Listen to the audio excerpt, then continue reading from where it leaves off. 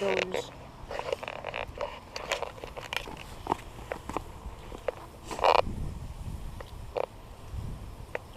Peppers.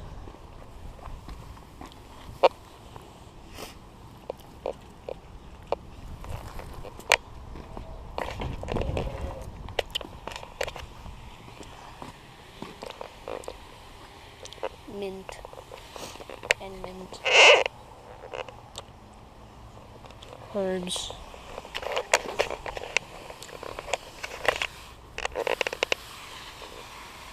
So we're watering the 2024 hydrangea of the year, the Eclipse hydrangea. It's got a black leaf, black purplish leaf with a vibrant pink flower. It's a mop-head hydrangea, but it's an improved variety. It's ever blooming. It's right next to our spirea with the Stella Dora daylilies in front. These are continuous blooming throughout the summer with flowers that start in June and last through August. Please don't put that in my face.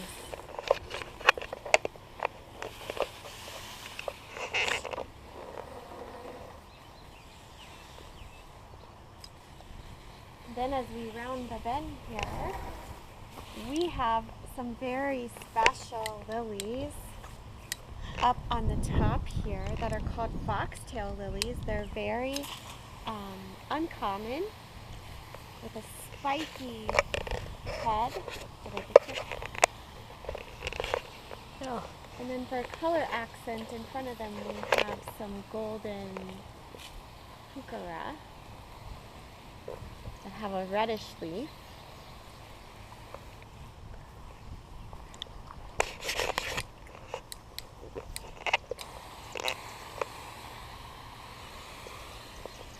Asiatic lilies that are really tall. These are the stargazer style, so they're going to be pink with white and speckled leaves. Behind that I have some yarrow in a variety of different colors. I have white and yellow and pink, and they just add a nice little background. And behind that, my iris, which have finished blooming.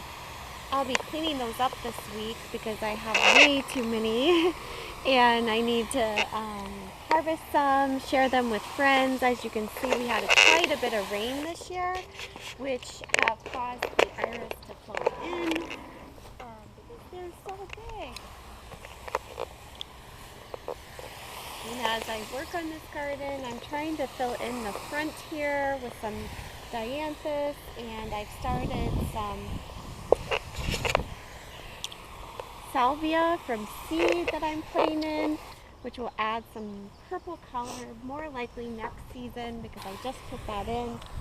My bee balm is popping up behind it, so that will be a bright cherry color with coneflower next to it and white daisies, and then hydrangea behind it. That's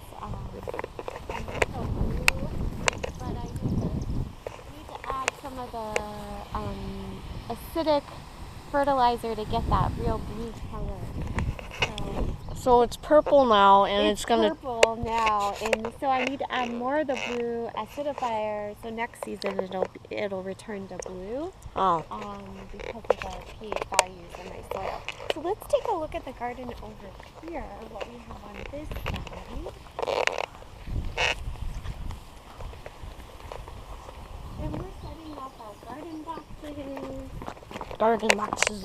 Which are not quite done because there was an issue with Gardener Supply missing some plugs. So that's our mission for this weekend, to get that all set up for photos. Ooh! Look at the bright red.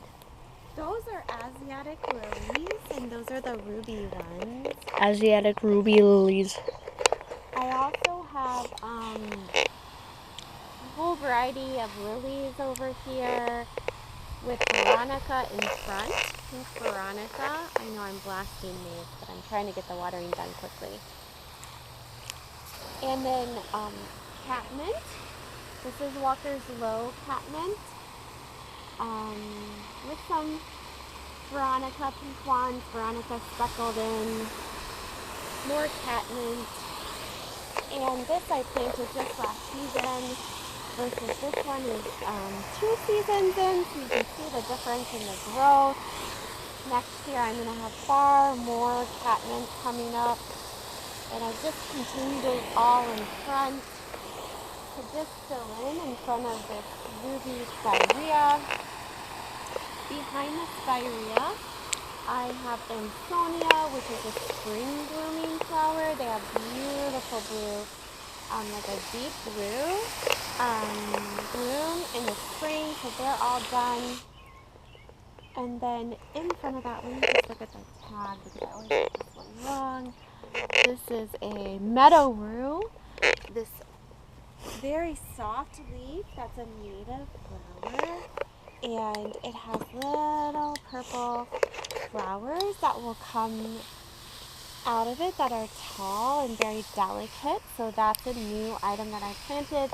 And you'll see I have the foliage from my peonies still here. They've already finished blooming. We get a couple flowers from them. They're kind of not happy with the fact that I moved them. So getting very few flowers from them, but just happy to even get a bloom or two. You'll see I have iris that's finished here. It was a deep purple with white center iris, and I have it surrounded by this leafy, silvery leafy artemisia, which started out as 3 plants, has really rapidly spread, and I do spend some time keeping it under control. So it's one to take care when you plant that plant because it will go everywhere. This is a quickfire hydrangea that's just starting to fill out here. I'm hoping to see more growth from it this season. I transplanted it last year. And then these bushes are pollinators' favorite. They are a standard 9 bark, and they're just filling in with some leafy green texture here in the garden with some wisteria on that trellis behind it. And then some anonymous here going up my downspout here. So this is the back garden. Okay, let's just make sure I get all the watering I need to here, and we'll go do up front, okay?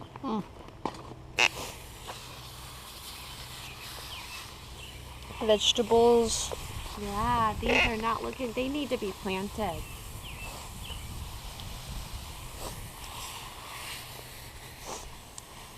What are these? Those are, they're kind of a new thing that I haven't bought before.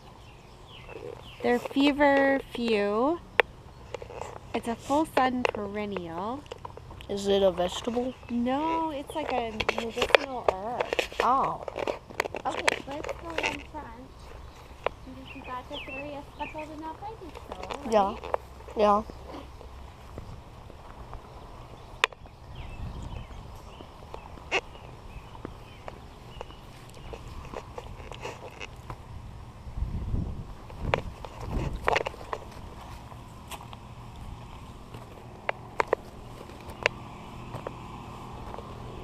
Hydrangea. So I'm going to fill this in, and then we might need to get the side over. This is like a marigold Magnolia. tree.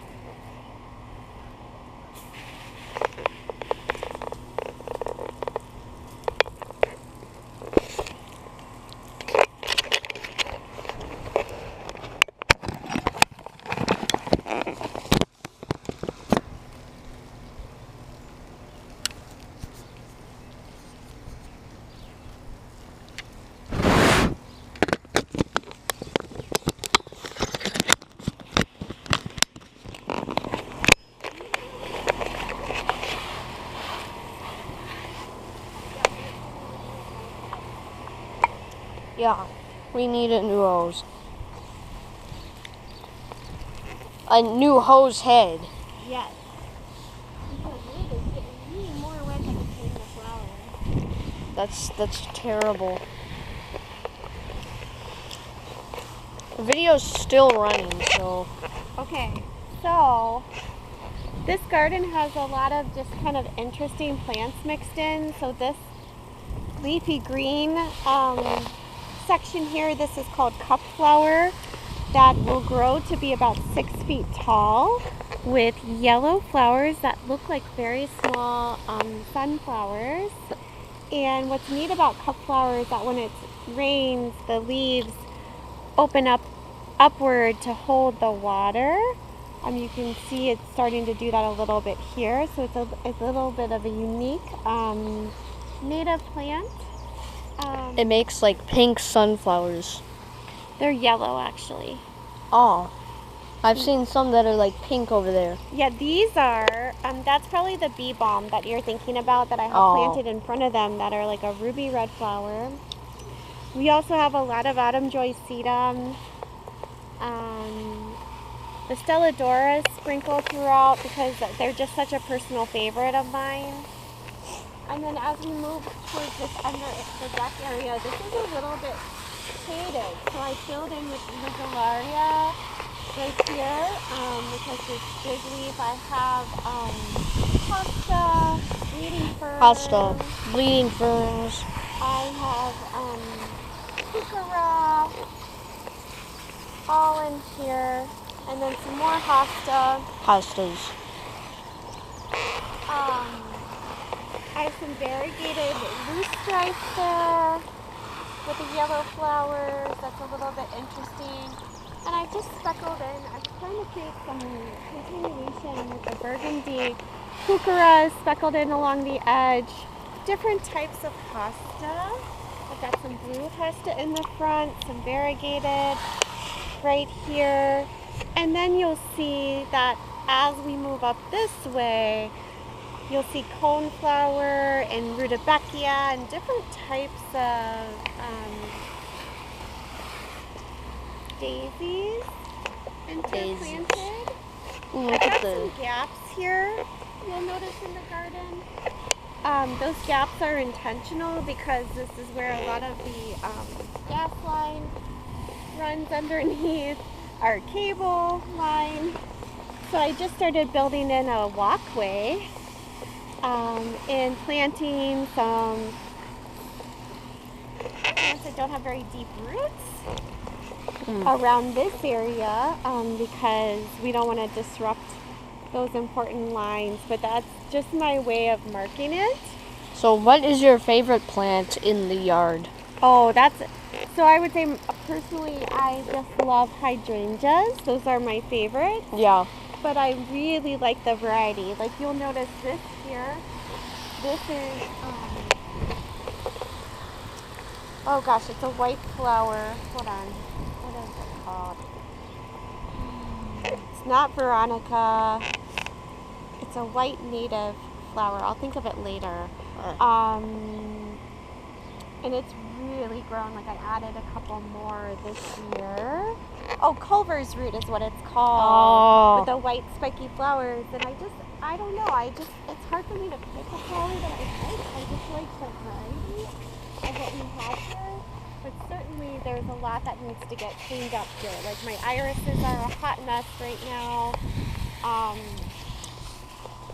And then you have this. Those are more Asiatic lilies.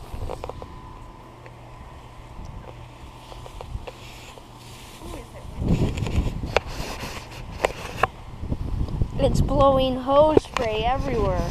I know, it's everywhere. And we do have some delphiniums here that need to be stood up. So you know what, I'm going to ask you to take a break with the video and go get me another stand. You know what